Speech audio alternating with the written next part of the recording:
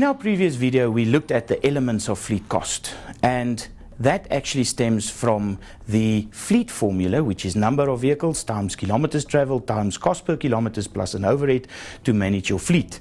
And the importance of fleet cost reduction obviously linked to the opportunity to really start saving some money and impact your profitability tangibly and materially. But now that we are at a point where we start looking at what drives that fleet cost, I actually would like to start using an example of, let's say, maintenance. Where does maintenance fit into the formula?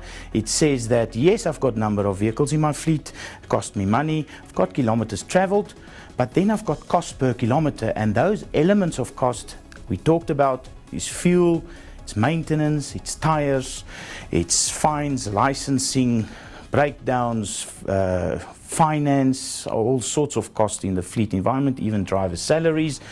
But using the maintenance example, now we're into that CPK, the cent per kilometer, and maintenance is one of those elements. And by the way, fuel is obviously the main driver of fleet cost with depreciation and driver salaries, but maintenance is the most complex of all of them. So if you look at maintenance, it's actually also a result of preventative maintenance with condition-based maintenance and run-to-breakdown maintenance. So what I mean is preventative maintenance, I take it for a service and I actually need to service it every 10 or 15,000 kilometers. But then there's condition-based maintenance, and we'll talk some more about that in the next video.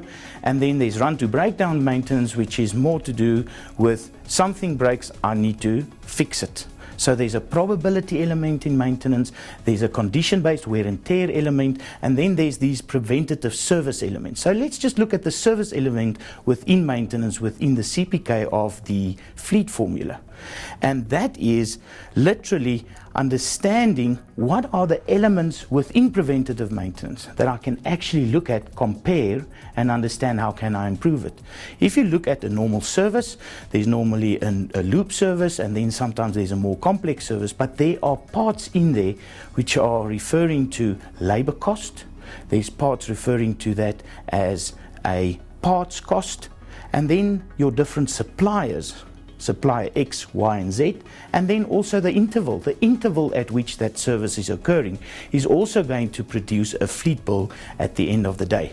So just by understanding what am I paying for labor, am I paying the right parts cost, am I actually servicing with the right supplier, and am I actually keeping the right vehicles on my fleet, is the service interval making an impact?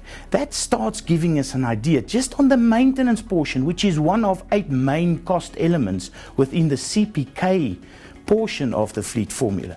There's already opportunity, but first of all, I need to understand where I am and what do I need to change to actually start reducing my fleet cost. In the next video, we'll talk some more about the drivers actually causing the elements of cost being in variance to the standard.